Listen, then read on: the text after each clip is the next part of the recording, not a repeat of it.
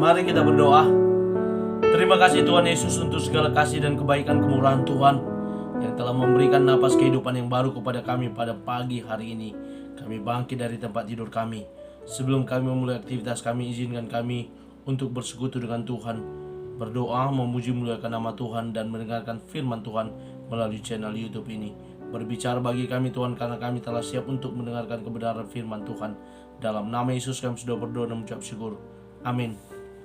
Shalom ibu bapak saudara terkasih dalam nama Tuhan kita Yesus. Semangat pagi.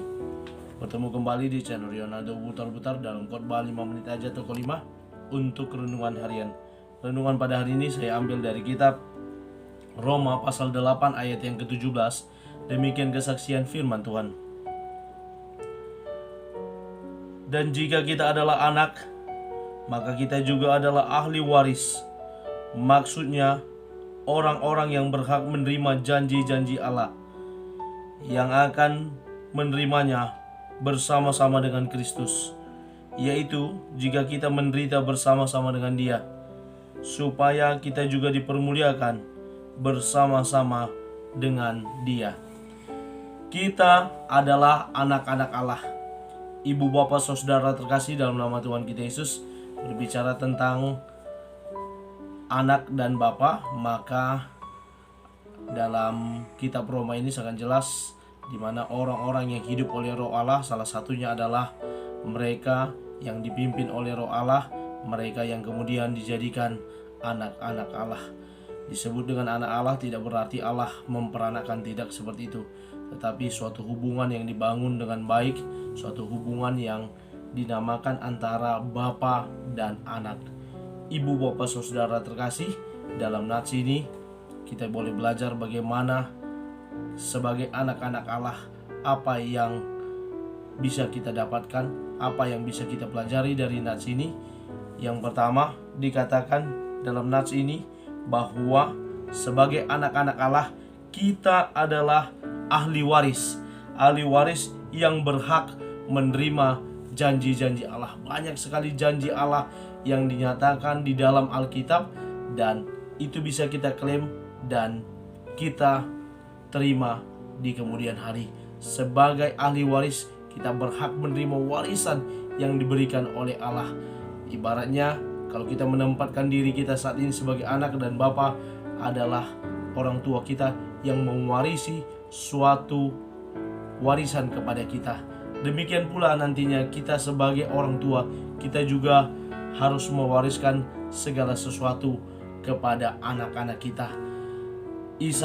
Isadora Duncan, seorang penari dari Amerika, berkata, warisan terbaik yang dapat Anda berikan kepada seorang anak adalah membuatnya jalan sendiri sepenuhnya di atas kakinya, menjadikan anak-anak kita mandiri untuk dia boleh berdiri di bawah kakinya sendiri. Karena kalau seorang anak terus bergantung, maka dia akan kesulitan.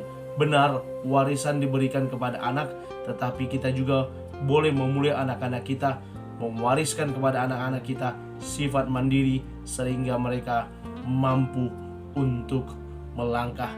Warisan yang kita berikan tidak hanya sekedar harta benda kekayaan, tetapi sebagai orang percaya, sebagai orang-orang Kristen, kita juga bisa memberikan pengajaran dan pengenalan akan firman Tuhan kepada anak-anak kita. Dan ini merupakan salah satu warisan terbaik yang patut bisa kita turunkan kepada anak-anak kita kelak, bahwa mereka juga boleh menjadi orang-orang yang mengenal firman dengan baik. Karena apa? Dari sejak awal sudah kita perkenalkan firman Tuhan.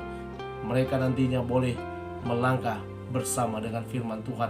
Lalu yang kedua dinyatakan dalam nats ini, sebagai anak-anak Allah, kita juga akan mengalami hal yang sama dengan anaknya, Yesus Kristus.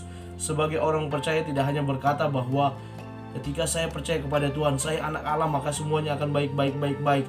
Dan ketika penderitaan kita alami, kita menjadi surut dari iman kita.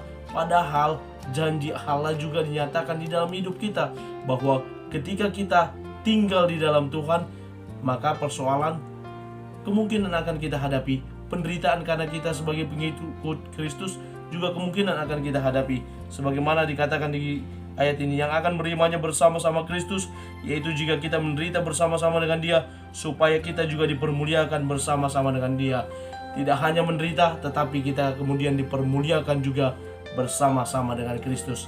Karena itu ibu bapak saudara terkasih, mari kita terus belajar dari firman Tuhan.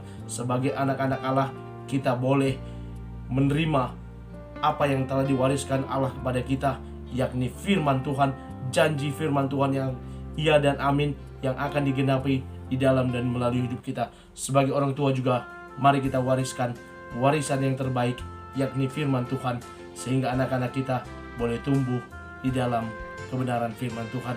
Amin. Kita bersatu dalam doa. Terima kasih Bapa untuk firman-Mu yang telah kami dengarkan. Mampukan kami menjadi para pelaku kebenaran firman Tuhan, sehingga kami boleh menjadi ahli waris kerajaan-Mu kelak. Terima kasih Bapa, kami mulai aktivitas kami pada hari ini bersama dengan firman Tuhan kami melangkah. Dalam nama Yesus kami sudah berdoa dan mengucap syukur. Amin. Selamat beraktivitas. Tuhan Yesus memberkati. Shalom.